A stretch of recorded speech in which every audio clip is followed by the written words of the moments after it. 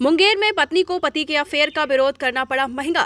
पति ने पत्नी का गला दबाकर की हत्या। 5 वर्ष पूर्व हुई थी शादी। हत्या के बाद पति मौके से हुआ फरार। परिजनों में मचा कोहराम। सूचना पर पहुंची पुलिस मामले की जांच में जुटी।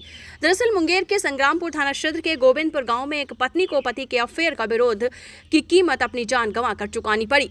पति ने पत्नी का गला दबाकर हत्या कर दी। हत्या के बाद पति मौके से फरार हो गया।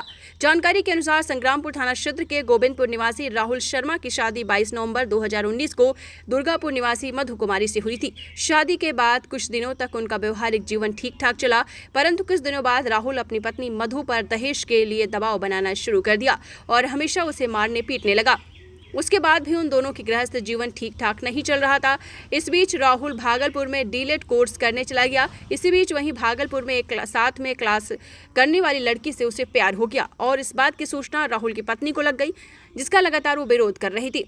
इसको लेकर कई बार पत्नी के साथ मारपीट की गई और आज तो आवेश में आकर राहुल ने अपनी पत्नी मधु की गला दबाकर हत्या कर दी और वह फरार हो गया। मृतका के भाई ने बताया है कि उसके जीजा के साथ में पढ़ने वाली लड़की से अफेयर हो गया था और उसी कारण हमेशा झगड़ा होता रहता था।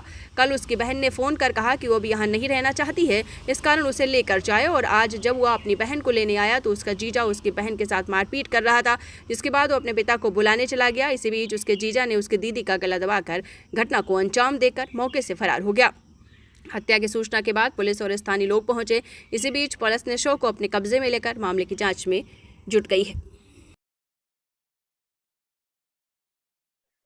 मेरी बहन का नाम मधु कुमारी था और शादी राहुल शर्मा पेशर स्वर्गीय पीयूष शर्मा से हुआ था और 2019 में 22 नवंबर। अभी कुछ नहीं करते थे, पढ़ाई करते थे और पिछले वर्ष डीएलएड डाइट बांका है, वहाँ पे एडमिशन करवाए थे और साल भर में जाने आने के क्रम में वहीं की कोई लड़की थी, उससे प्रेम प्रसंग बढ़ा। ऐसे तो प्रताड़ित पहले से भी करते थे दहेज वहेज के मामले में कि हमको ये चाहिए वो नहीं दिए। शादी 2019 में हुई 22 नवंबर 2019 को और इस सब मामले को तो मान लिया जाए हम लोग नेगलेक्ट करते थे कि छोड़िए कुछ दिन में सब अपना परिवार है हो जाएगा, लेकिन इसको बढ़ाते बढ़ाते अभी इनका दूसरा प्रेम प्रसंग चालू हो गया था। दीदी बोली कि ये सब गलत है, हम हैं आपके परिवार हैं, एक तो 3 साल का बच्चा है तो हाँ बेटा है, तो अब ये प्रेम प्रसंग का कोई नहीं बनता, पढ़िए लिखिए अपना भविष्य देखिए। वो लड़का उस लड़की के चक्कर में आक्रोशित था। उसकी माँ भी मतलब मेरी दीदी को पसंद नहीं करती थी, जो दीदी की सास थी वो दीदी को पसंद नहीं करती थी। अब चढ़ाने बढ़ाने का क्या हुआ नहीं हुआ, परसों झगड़ा उगड़ा हुआ तो परसों हम समझा बुझा के सबको गए। कल दीदी का 10:30 बजे कॉल आया, हालांकि भांजा मेरा जो था वो मेरे पास ही था, उसके बारे में पूछी लेकिन वो घबराई। उनसे पूछे कि क्या दिक्कत है क्या परेशानी है, तो बोली हम अब यहाँ नहीं रह पाएंगे। बोले ठीक है सुबह आते हैं लेके चल जाएंगे। 10:30-11 बजे रात में कहाँ लेके जाते, बोले ठीक है सुबह आते हैं लेके चल जाएंगे। 4:30-5 बजे के समथिंग हम यहाँ आए तो वहाँ हाथापाई था, दीदी नीचे थी, जीजा उसका गला वाला पकड़े हुए थे। तो हम हल्ला किए तो हमको ठेल ठाल के आगे भागे। हम बोले अब ये आती हो गया, हमको लगा दीदी ठीक होगी या जो भी हो। तो हम गए गांव से आदमी को बुलाया कि चलिए देखिए मेरी दीदी के साथ प्रताड़ित 2-4 आदमी आया मेरे साथ में, तब तक तो देखे वो फरार है लड़का। दीदी और जीजा ही रहते थे इस घर में। उनके पिताजी स्वर्गीय हैं सर। अकेले एक भाई।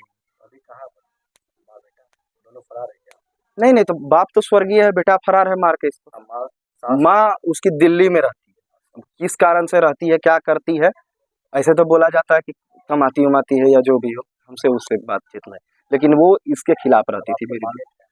मांगे तो फोन पे बोलते थे कि हमको कुछ दिया ही नहीं है, तुमसे शादी करके हम कुछ नहीं मिला। हाँ दहेज वहेज टाइप का उसको प्रताड़ित किया जाता था। प्रेम प्रसंग दीदी का नहीं था, मतलब जो शादी ब्याह हुआ। और अभी जीजा का प्रेम प्रसंग जो सामने आया उसको समझाने के क्रम में ढेर आक्रोशित थे। परसों उसको मारे पीटे थे, हम समझाए भी कि सब गलत। मेरा अभिनव कुमार नाम हुआ, मैं मृतक का छोटा भाई हूँ सर। परसों